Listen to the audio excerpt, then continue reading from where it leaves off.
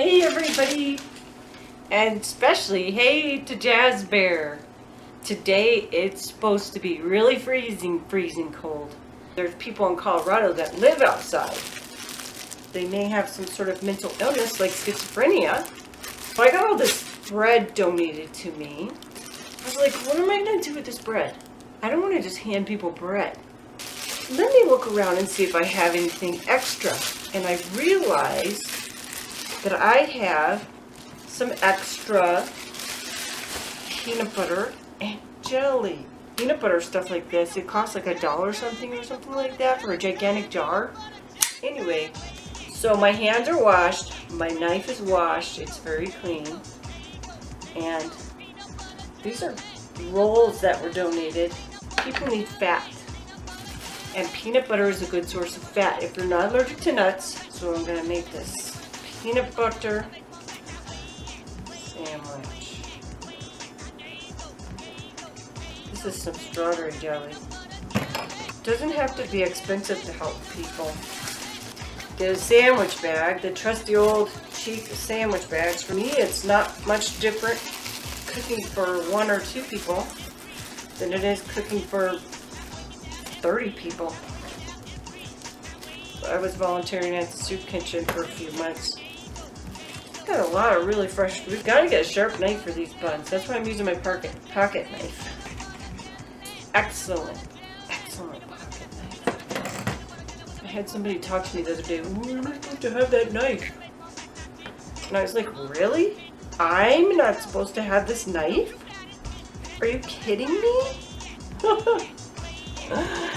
Oh my gosh, I am surrounded by military and former military people who have like guns on them. And I'm not supposed to have a pocket knife? Give me a break. It's within state limit. It's not a K-bar or some sort of a fixed blade. It's an actual tool. It's just like grandma talk here. This is like some organic, multi-grain artesian bread. So this is the magic bread. Looks pretty good. Check out those sesame seeds. I'm just gonna make the ultimate sandwich. Ooh, the ultimate.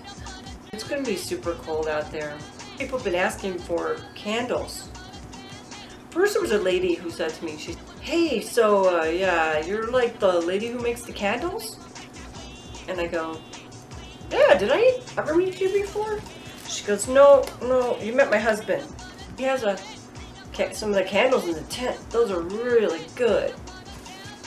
And then this other guy, right when he heard her say that, he goes, hey, you're the lady who makes those candles with all the different nice colors and stuff? And I go, yeah, the psychedelic candles? He said, yeah. I love those things. I said, thank you so much. But I told them both I'm done making them this year. Because she said to me, she didn't say bye. She said, what if we get you the wax? You know, I'm not going to ask how you're going to get that wax when you don't have money. It's not my business. I really don't want anybody going to jail over getting some wax for candles.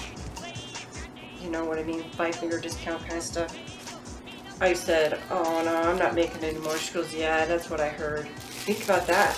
Everything you do and everything you say is being listened to by people around you. If you are helping out persons who happen to be homeless, for instance, I don't even know this lady, but yet she had heard that I wasn't making candles anymore. So that was like word on the street. Word up, candle lady ain't making candles no more. We're gonna have to come up with a new name for her. You may wonder, why are you not making candles anymore? I have asthma and allergies, but I was just having a little bit of difficulty tolerating the, kind of like steam, you know? Comes off the candle. It was starting to bug me. My lungs are like allergic to a lot of things. Dogs, cats, things with fur, things with feathers, direct smoke. So you can help. Could you imagine if you were on the street and you were like really super hungry You haven't had nothing to eat for a long time.